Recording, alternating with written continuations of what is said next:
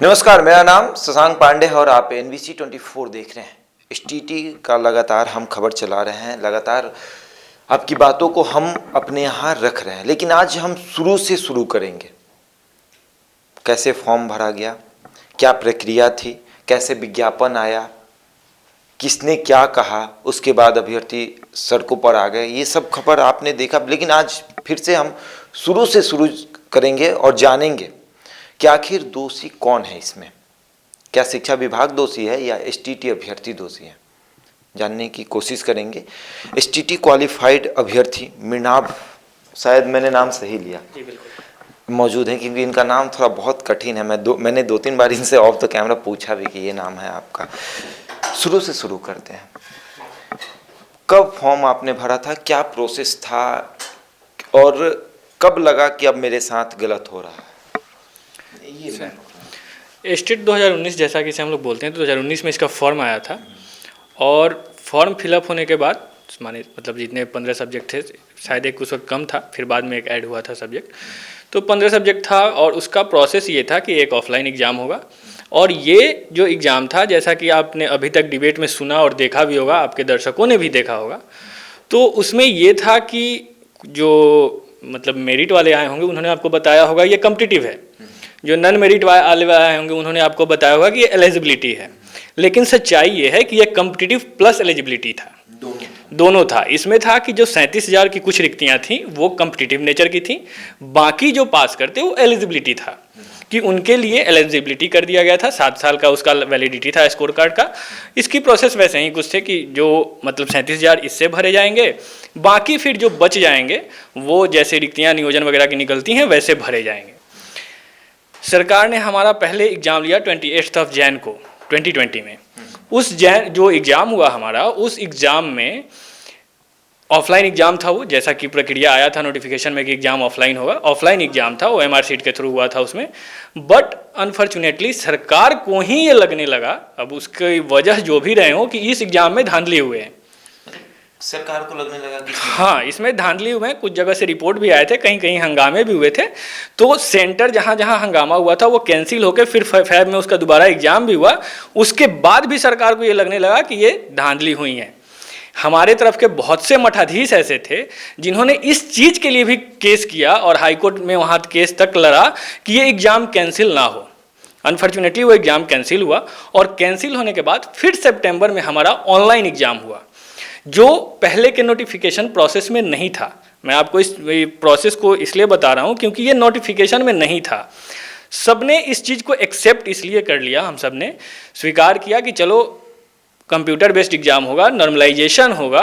But बहुत से ऐसे, जैसे मैं कंप्यूटर साइंस से हूँ, तो हमारे साथ ये है कि हम लोग कंप्यूटर के लिए यूज़ टू होते हैं कि चलो हम यूज़ कर रहे हैं, बट बहुत सारे सब्जेक्ट ऐसे इसमें कंप्यूटर की यूज़ ही नहीं है। तो वो शायद गांव के जो सुदूर साइड के लोग हों या कुछ वैसे जो इकोनॉमिकली जिनकी प्रॉब्लम हो, वो मोबाइल से तो फ्रेंडली हैं, बट लैपटॉप कंप्यूटर वगैरह से अभी भी उतने फ्रेंडली नहीं है। फिर भी उन सारे बच्चों ने भी इस चीज़ को स्वीकार किया कि हम एक ट्रांसपेरेंसी की तरफ बढ़ रहे हैं, एक अच्छे पहल कर रहे हैं, हम लोग स्वीकार करते हैं।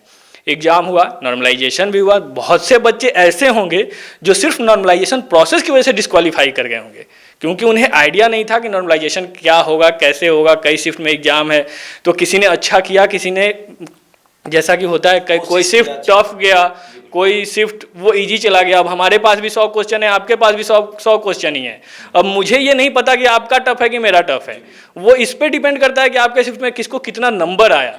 तो ये बहुत अनफॉर्चुनेट थिंग होता है जो नॉर्मलाइजेशन में होता है। सब उन बच्चों ने उसे भी स्वीकार किया। तो ये पूरे प्रोसेस में जब एग्ज़ाम हुए, सबने स्वीकार कर लिया, रिजल्ट आया। रिजल्ट आने के बाद 12 मार्च को कंट्रोवर्सी शुरू वहाँ से होती है, क्योंकि ये कॉम्पिटिटिव प्लस एलिजिबिलिटी था। सबको पता था, हमें भी पता था कि ये कॉम्पिटिटिव प्लस एलिजिबिलिटी है। 12 मार्च को जब रिजल्ट आता है तो शिक्षा मंत्री जी और शिक्षा विभाग के 3 वरीय जो अधिकारी थे, रंजीत कुमार जी, संजय जी और आनंद किशोर जी, ये तीनों उनके साथ वहाँ बैठे। IPS, हाँ, वो IS लेवल के अधिकारी हैं तीनों। वो तीनों उनके साथ वहाँ थे उस प्रेस कॉन्फ्रेंस में। लगभग 45-48 मिनट का, 55 मिनट का, हाँ, वो प्रेस कॉन्फ्रेंस था। उस 55 मिनट के प्रेस कॉन्फ्रेंस में कई बातें ऐसी हुई जो शिक्षा मंत्री जी ने अपने मुख से कहा। जैसा कि उन्होंने कहा कि बहुत अफसोस वाली बात है, वो बहुत दुख थे इस बात से कि 37,000 की वैकेंसी थी, बहुत कम बच्चे उत्तीर्ण हो पाए हैं, उन्हें इस चीज़ का अफसोस था। ये सबसे जो कंट्रोवर्सी शुरू होने की बात है वो यहीं से है कि बहुत कम बच्चे उत्तीर्ण हो पाए हैं रिक्तियों से। तो जब बच्चे कम हो पाए हैं तो उन सबकी हो जाएगी, ऐसा उन्होंने बोल दिया। वहाँ पे ये टोटली डिक्लेयर हो गया 55 मिनट में। एक्चुअली होता क्या है कि शायद आप ऐसा मान लें, क्योंकि हमारे यहाँ एक आम धारणा है नेता पढ़े लिखे नहीं होते, जबकि वो पढ़े लिखे हैं, हमारे शिक्षा मंत्री जी पढ़े लिखे हैं, लेकिन ये एक आम धारणा होती है कि ये पढ़े लिखे नहीं हैं, इन्हें क्या पता है। तो उनके साथ जो 3 वरीय अधिकारी बैठे थे वो आईएएस हैं, उन्हें अपनी वो विद्वता या बौद्धिक क्षमता बताने की जरूरत नहीं है, वो अपना साबित कर चुके हैं, तभी उतने बड़े पद पे हैं, वो साबित कर चुके हैं। यूपीएससी का एग्जाम एकमात्र ऐसा एग्जाम है शायद अभी पूरे भारत में जिस पे हम लोग भरोसा कर सकते हैं कि ये फेयर होता है, वो साबित कर चुके हैं। वो 3 बैठे हुए थे वहां पे, ये टोटल डिक्लेयर हुआ कि भाई सीट से बहुत कम लोग उत्तीर्ण हुए हैं। वो दुख भी जता लिया उन्होंने, 599, हाँ 24,599। तो उन्होंने अपना दुख जता लिया। उस दिन 3 सब्जेक्ट के रिजल्ट नहीं आए थे, 15 में से 12 के आए थे। और वहां पे शिक्षा मंत्री जी ने ये कहा कि बाकी 3 के आ भी जाएंगे तब भी अब पूरे नहीं हो पाएंगे, वो हमारा कम ही रहेगा, तो सबकी नियुक्ति पक्की है। अगले दिन पेपर में आ गया, हम बच्चे भी खुश, भाई अब तो नौकरी हो ही गई, अब डिले हो रहा है ये हमारी परेशानी थी, किसी को ये नहीं पता था कि होने ही वाली नहीं है, सब कुछ हो गया। फिर आया 3 सब्जेक्ट के साथ रिजल्ट 21 जून को। उसमें जब रिजल्ट आता है तो वहाँ पे मुसीबत ये शुरू होती है कि एक एक्स्ट्रा कॉलम ऐड किया गया, मेरिट और नॉट इन मेरिट। उसी दिन 21 जून को हमारा जो रिजल्ट था उसको रिफ्रेश किया गया और उसमें एक एक्स्ट्रा कॉलम ऐड कर दिया गया जो था कि आप मेरिट में हैं या नॉट इन मेरिट में हैं क्वालिफाई होने के बाद। जब वो ऐड होके आ गया हमारा, तो 24,599 बच्चे 12 सब्जेक्ट में क्वालिफाई थे जिस दिन उन्होंने प्रेस कॉन्फ्रेंस किया था। 24,598 का मेरिट लिस्ट बनवा दिया गया और बाकी बच्चे हम मेरे जैसे वो नॉट इन मेरिट में हैं। मतलब उस दिन जो रिजल्ट हुआ 24,598, वो सभी लोग मेरिट में चले गए? नहीं, हाँ। 24,599 जो 12 मार्च को रिजल्ट आए थे, जिसमें मैं भी था, जैसा कि शिक्षा मंत्री जी ने कहा था। अच्छा, उनका वो पूरा ऑफिशियल ये था अनाउंसमेंट कि इतने ही बच्चे हैं टोटल, उसमें उन्होंने कुल, आप थे 12 मार्च के? हाँ 12 मार्च के रिजल्ट में मैं भी था। और फिर आप नॉट इन मेरिट में चला गया। जबकि 12 मार्च में जैसा कि उन्होंने कहा था कि अगर एक होता है कि चलो हम आंकड़ों में गलत चले गए, आप आंकड़ों के साथ साथ ये दुख भी जता रहे हैं कि भाई जितनी रिक्तियां थी उससे कम है, तो ये आंकड़ों का तो खेल नहीं हो सकता। ऐसा तो हो नहीं सकता है कि आप स्लिप ऑफ टंग में बोल गए कि हाँ 24,500 नहीं, हमको 40,599 बोलना था। तो मुद्दा ऐसा नहीं है कि आप हड़बड़ी में कहीं भीड़ भाड़ नहीं, 55 मिनट का पूरा प्रेस कॉन्फ्रेंस कर रहे हैं, इसीलिए मैंने कुछ लोगों ने बोला कि ये गलत बोल गए वो, जैसे कि बात। अच्छा, बच्चों ने बाद में संजय कुमार जी से ऑफिशियली ट्वीट करके भी पूछा था, तो ट्वीट पे जैसे उन्होंने 1-2 क्वेश्चन उनसे पूछे गए थे कि सर जो सीएस में सारे बच्चे पास हैं क्या उन सबकी हो जाएगी? उन्होंने कहा था यस। कुछ बच्चों ने पूछा था कि जितने क्वालिफाई हैं क्या सबकी नौकरी हो जाएगी? उन्होंने बोला था यस। ठीक है, तो ये उनका एक ट्विटर पे आज भी शायद अवेलेबल होगा।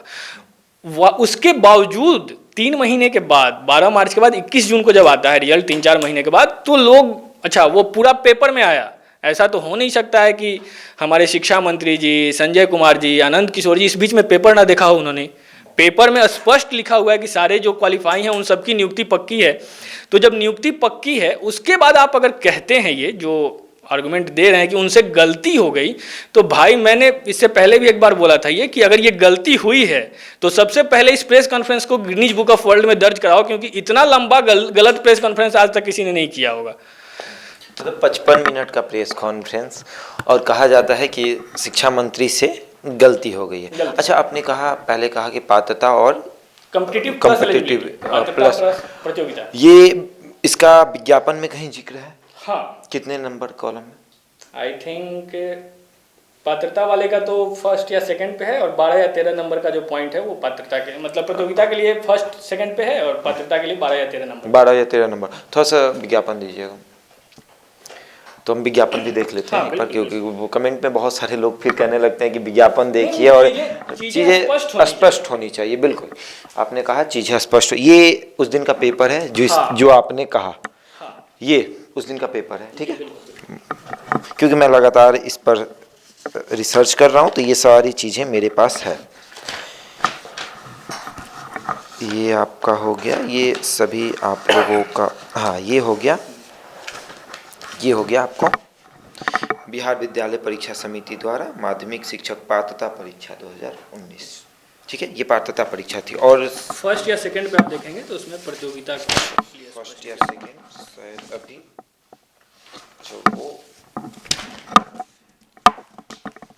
चलिए उसको हम लोग देख लेते हैं। अभी ये इसमें शायद नहीं है क्या, अच्छा उसको हम लोग लगा देंगे अपने कमेंट सेक्शन में। इस पे एडिटिंग मैं वीडियो एडिटर को कहूँगा कि वो लगा देंगे, शायद ये नहीं है, ये कुछ और है। ये बहुत सारे ऐसे पेपर हैं हमारे पास, लेकिन एक चीज़ अच्छा अच्छा ठीक, मैं आप दे दीजिएगा। लेकिन एक शब्द ये भी उठता है, आप लोग लगातार सड़कों पे हैं, लगातार लगभग जिस दिन से रिजल्ट हुआ 21 जून का जो रिजल्ट है वो भी कहा जाता है कि वो भी 22 जून को आने वाला था। हाँ, वो लेकिन सुनने में आता है कुछ, हालांकि हड़बड़ी, हमारे पास है नहीं 22 जून को वो आने वाला था। हमारे सुनने में ये आता है। पेपर में भी जिक्र किया गया है कि बाकी 3 सब्जेक्ट का जो रिजल्ट है वो 22 जून को आएगा, शिक्षा मंत्री ने कहा था। और हड़बड़ी में उसको शिक्षा मतलब विभाग अपनी शाबाशी के लिए कि हम जल्दी जल्दी काम करते हैं, 21 जून को उसको उस रिजल्ट को।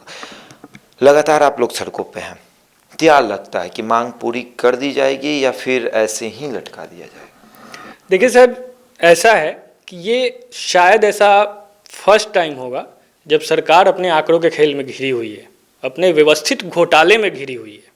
जो सरकार के द्वारा ये प्रायोजित घोटाला, इसे मैं कहीं गलत मानता ही नहीं हूँ, क्योंकि अगर 55 मिनट के प्रेस कॉन्फ्रेंस में आप ये पूरा स्पष्ट दिखाते हैं कि इतना ही सीट था, इतने बच्चे कम आए, सब कुछ हुआ, मैं इसे गलत नहीं मानता। और ऐसी बहुत सी चीज़ें हैं जो मैं कहीं मतलब डिबेट में यूज़ करूँगा या शायद हम उसे कोर्ट में यूज़ करेंगे, तो हमारे पास बहुत से ऐसे वैलिड पॉइंट हैं। उसके बावजूद भी अगर आप ये कहते हैं कि गलत है तो मैं ये मानने को तैयार नहीं हूँ, क्योंकि आप एक IAS हैं, आपके साथ बैठ के, और आप ये आज सिंपली एक चीज़ और मैं बताऊंगा आपको, जो नोटिफिकेशन है या जो 21 जून को मेरिट नॉन मेरिट आया है, इस बार जैसे संदीप सौरभ जी शायद गए थे तो उन्होंने मतलब संजय कुमार जी वगैरह ने कहा कि ये गलती से हो गया था, बट प्रेस कॉन्फ्रेंस के लिए आज तक शिक्षा विभाग की तरफ से स्पष्टता से कभी नहीं कहा गया कि ये गलती से हुआ है। सामने आके कहते भी नहीं है। मैं भी हमेशा कहता हूं कि शिक्षा विभाग या शिक्षा मंत्री सार्वजनिक मंच पे आके ये बात कहें कि मेरे से गलती हुआ है। जनता दरबार में गया था मिलने, हाँ मैं 12 जुलाई को जनता दरबार में गया हुआ था, मुख्यमंत्री जी के जनता दरबार में। वहां मेरा एप्लीकेशन देखने के बाद मुख्यमंत्री इतनी हिम्मत नहीं जुटा पाए कि वो मुझे बोलने तक के लिए अलाउ करें। मैंने 3 बार अटेम्प्ट लिया अपनी बात रखने के लिए, लेकिन वो सिर्फ एप्लीकेशन पढ़ने पे, जिसमें मैंने स्पष्टता से लिखा था कि 12 मार्च का जो रिजल्ट था 24,599, जिसमें शिक्षा मंत्री जी ने कहा था कि कुल उत्तीर्ण अभ्यर्थियों की संख्या इतनी है, उसमें और जो 21 जून को आ रहे हैं और जो डेटा आपने बाद में आई थिंक 26 या 27 जून को वो ऑफिशियल संजय कुमार जी ने ट्विटर पर ही उसको डाला था, हालांकि आज तक वेबसाइट पर नहीं आया, ये उनके ट्विटर पर ही ये आया था कि 80,402 क्वालिफाई हैं।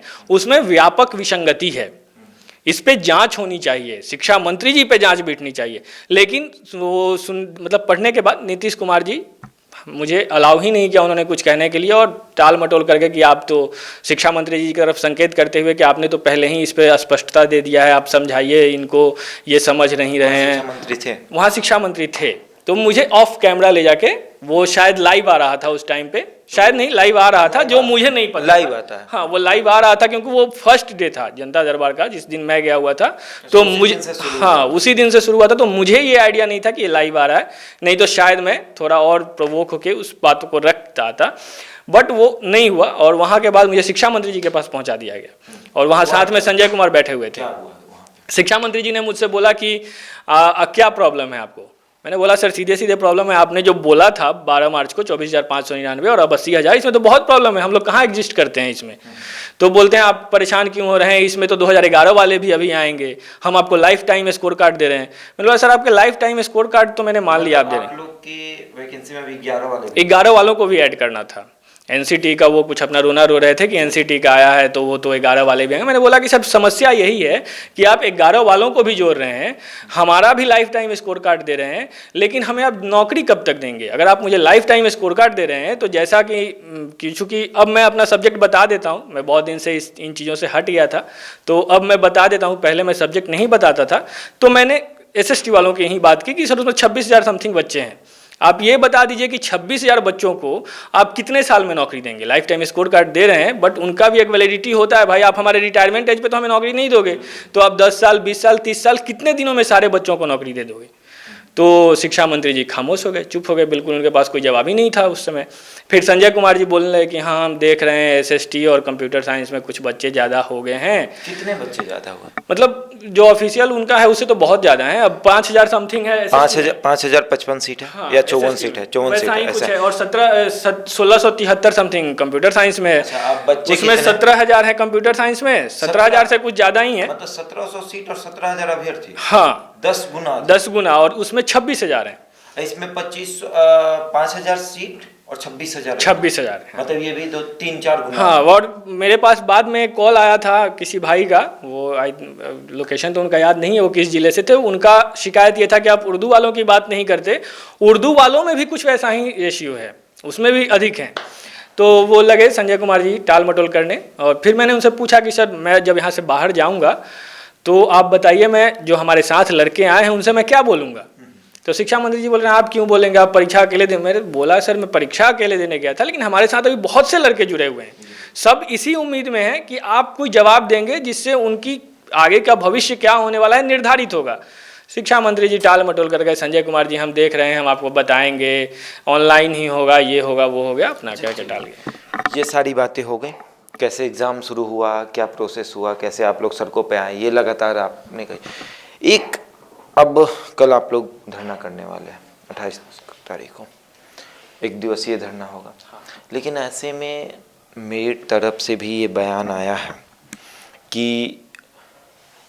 अगर पटना की धरती पर वो लोग आ गए, हम लोग देख लेंगे, रोक लेंगे, तो क्या ये धरना होगा या फिर आप लोग नॉर्मल मतलब रोक लेंगे किस सेंस में? कहा गया है कि वो लोग कैसे धरना कर लेंगे, बातें तो ऐसी बातें कही गई हैं कि चाहता हूं कि आप उसे शब्द बता दें। नहीं, उन शब्दों का इस्तेमाल हम नहीं करना चाहते हैं, क्योंकि वो खबर चला के भी मुझे बाद में पछतावा हुआ है कि वो वैसे खबर को नहीं चलाना चाहिए था। मुझे लगा आंखें निकाल देने की बात, दाह संस्कार कर देने की बात, ये किसने कहा था? ये मेरिट की तरफ से अनिल जी ने कहा। अनिल जी। हाँ। लेकिन मैंने तो सुना है कि अनिल जी विद्वान आदमी है, उन्होंने ऐसा नहीं कहा होगा, आप गलत बता रहे हैं। नहीं, वो विद्वान आदमी है, ऐसी बात नहीं कर सकते। आप कटाक्ष कर रहे हैं या कह रहे हैं?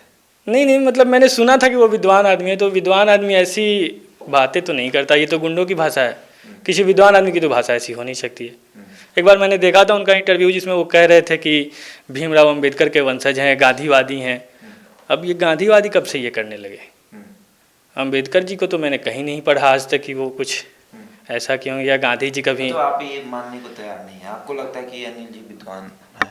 नहीं, मैं देखिए विद्वता की तो खैर ऐसी बात है कि वो विद्वान कितने हैं कितने नहीं हैं इस पे तो मैं कुछ नहीं बोलूँगा, लेकिन जैसा कि मैंने शुरू में आपको बताया कि नॉर्मलाइजेशन प्रोसेस में बहुत से, मेरा 105 नंबर समथिंग है, 104 पॉइंट कुछ है, राउंड फिगर में 105 कह सकते हैं, 104 कह सकते हैं, एज यू विश।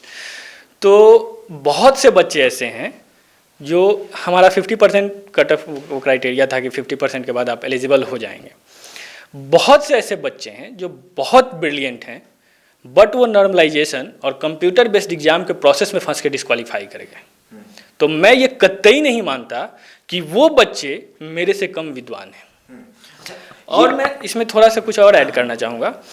अगर मैं ये मान लूँ कि ये विद्वान हैं या जो भी हैं, 5-10 नंबर मेरे से ज़्यादा ला के अगर वो विद्वता की ये कोई क्राइटेरिया है, तो एक चीज़ है कि आप एस्टेट क्वालिफाई करते हैं, 10 नंबर ज़्यादा लाते हैं, आप विद्वान हो जाते हैं, आप बौद्धिक क्षमता आप बताते हैं कि आपकी बहुत अच्छी है।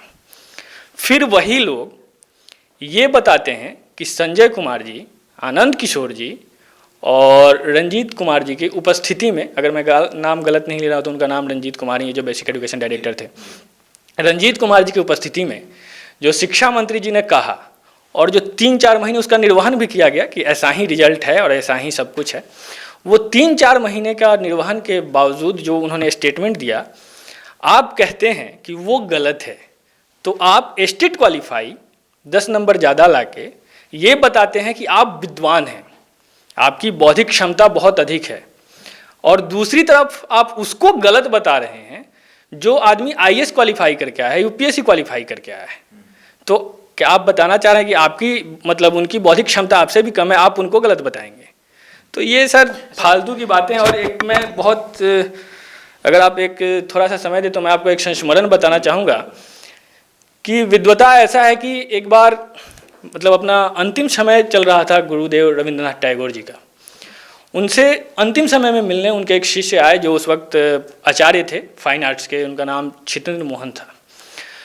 तो उन्होंने देखा कि रविंद्रनाथ टैगोर जी की आंखों में आंसू थे, तो उन्होंने उससे पूछा कि आप मौत से डर रहे हैं, मृत्यु से आपको डर लग रहा है कि आप रो रहे हैं? तो गुरुदेव ने अपने गीतांजलि की कुछ पंक्तियाँ बताईं जो जिसके लिए उन्हें नोबेल प्राइज़ भी मिला था, और उसमें था जो बाकी सारी बातों के बावजूद उसमें एक पंक्ति ये थी कि O God your ocean was so vast and my bucket was so small. मतलब इसका अनुवाद ये था कि हे ईश्वर, आपका महासागर बहुत विशाल था और मेरी बाल्टी बहुत छोटी थी, मैं बहुत कम जान पाया आपको और आपकी प्रकृति को। तो मुझे लगता है कि विद्वता की प्रकाष्ठा ये है कि आप रविंद्रनाथ टैगोर इतना विद्वान हो के भी खुद को खाली महसूस करें, आप ये माने कि आप में ज्ञान नहीं है।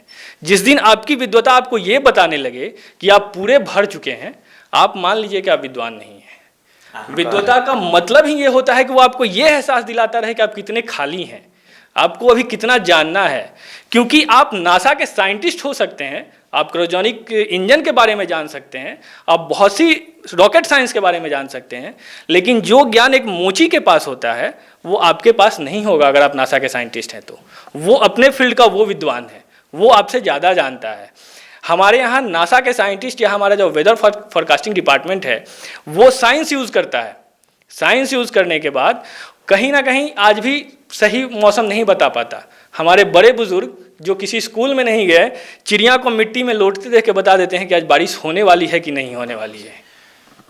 अच्छा लगा आपसे बात करके, और ऑफ द कैमरा आपने बताया था कि छोटी सी बात और कहना चाहूँगा, ये जो आपने दाह संस्कार वाली बात बोली उस पर, कि दाह संस्कार जैसा आप बता रहे हैं कि अनिल जी ने बोला, तो विद्वान आदमी है बहुत, हालांकि मुझे अभी विश्वास नहीं है कि वो वैसे विद्वान आदमी बोल पाएंगे, लेकिन वो ऊर्जावान व्यक्ति हैं।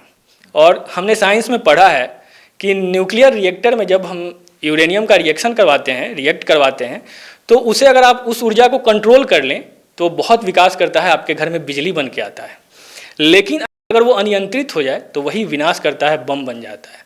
तो मैं निवेदन करूँगा, अगर किसी ने ऐसा कुछ कहा है कि आप अपनी ऊर्जा को विकास में लगाएं, उसे अनियंत्रित ना होने दें कि हमारे और आपके विनाश का वो कारण बने। चलिए, बहुत अच्छा लगा आपसे बात करके, और ऑफ द कैमरा आपने बताया था कि आप कवि भी हैं, तो अच्छा लगा मुझे बात करके। और मैं हमेशा से, मैं भी लिखने में मतलब अच्छा लिखता हूँ, और अच्छा मैं लास्टली आपके माध्यम से अपने जितने भी हमारे उत्तीर्ण अभ्यर्थी हैं, मेरिट नॉट मेरिट में इसमें कहीं वो नहीं कर रहा, क्राइटेरिया डिवाइड, ऑल क्वालिफाई, सभी मेरे जो हमारे साथ के अभ्यर्थी उत्तीर्ण हैं उन सभी से करबद्ध निवेदन करता हूं कि 28 दिसंबर 2021 को यानी कल हमारा आंदोलन है, जिसमें सीधे सीधे हमारी सरकार से मांग ये है कि सभी उत्तीर्ण अभ्यर्थियों की नियुक्ति पक्की की जाए, सुनिश्चित की जाए अविलंब और एक साथ, और सभी को स्कोर कार्ड अविलंब दिया जाए। तो मेरा सबसे आग्रह है कि आप सभी कृपया इस आंदोलन का हिस्सा बने गर्दनी बाग में सुबह 11 बजे से। तो कल इन लोग का धरना भी है, शांतिपूर्ण तरीके से इन लोग का धरना होगा। और ये जो वीडियो था हमने ज़्यादा वाइल्ड इसको नहीं बनाया, मुझे इनसे जानना था कि आखिर STT एग्ज़ाम कब हुआ, कैसे फॉर्म फिलअप हुआ, क्या देखकर आपने फॉर्म फिलअप किया, और फिर उसके बाद कब से आप लोग सड़कों पे आ गए, क्या ऐसा कौन सी ऐसी बातें थी जिसको जानने के बाद आप लोग सड़कों पे आ गए। इसलिए ये इनसे हमारी बात हुई, और ये कवि हैं और अच्छा लगा इनसे बात करके। और ऐसे ही तमाम खबरों के लिए जुड़े रहे हमारे साथ और देखते रहे NBC 24।